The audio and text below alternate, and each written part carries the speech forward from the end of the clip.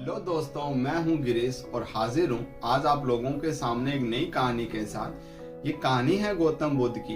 ये उस वक्त की बात है जब बिंदुसार का राज हुआ करता था और बुद्ध जो थे वो गया भ्रमण के ऊपर थे।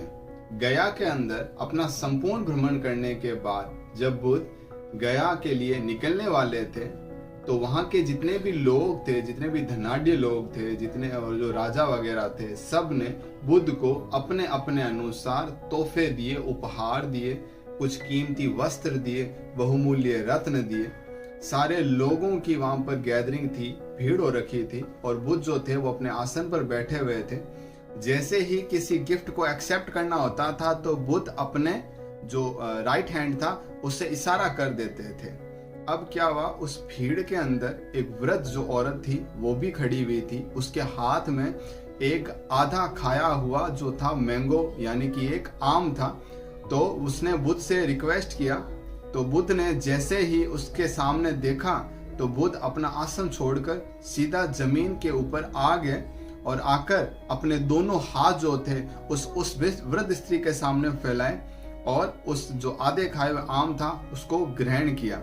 उस वृद्ध स्त्री ने कहा, बुद्ध, जंगल के अंदर ये एक ही पका हुआ आम था जिसका मैं कहीं टाइम से इंतजार कर रही थी कि कब ये आम पकेगा और कब मैं इसको खाऊंगी।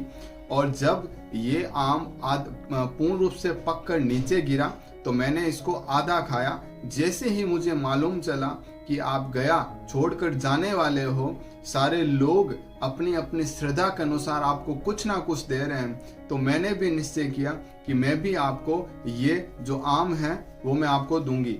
लेकिन ये मेरा आधा खाया हुआ है बुद्ध, मेरे पास इसके अलावा देने के लिए कुछ नहीं है। बुद्ध ने हंसते हुए वो आम खाया। बुद्ध ने सबके सामने ऐसा कहा तो जितने भी वहां लोग थे, राजा थे, वो सारे आश्चर्यचकित थे। बुद्ध, यहाँ पर इतनी कीमती वस्तुएं, इतने अनाज, कीमती वस्त्र, बहुमूल्य रत्न आपको मिले हैं, फिर भी आपने इस वृद्ध स्त्री का उपहार स्वीकार किया। तो बुद्ध ने कहा, आप सब ने जो दान पुण्य किया है उस आप सब के अंदर कहीं ना कहीं अहम का भाव है। आप सबके चेहरों से ऐसा लग रहा है कि कहीं ना कहीं आपके जो अहम है वो सर्वोपरि हो रहा है। आपके पास बहुत सारी चीजें थी देने के लिए, उसमें से आपने सिर्फ कुछ प्रतिशत ही यहाँ पर दान दिया है और वो दान देकर भी आप खुद को बहुत ज्यादा महान व्यक्त करवाने की कोशिश कर रहे हो। लेकिन ये जो वृद्ध स्त्री है, इसके पास देने के लिए कुछ भी नहीं है। इसके पास केवल देने के लिए ये आधा खाया हुआ आम था और इसने वो भी मुझे दे दिया। सच्चा दान है वो वही होता है जब आपके पास बहुत थोड़ा हो और जिस चीज की आपको जरूरत हो, लेकिन उसके बावजूद अगर वो चीज आप किसी दूसरे को दे दो तो वही सच्चे मायने में एक सच्चा दान माना जाता है।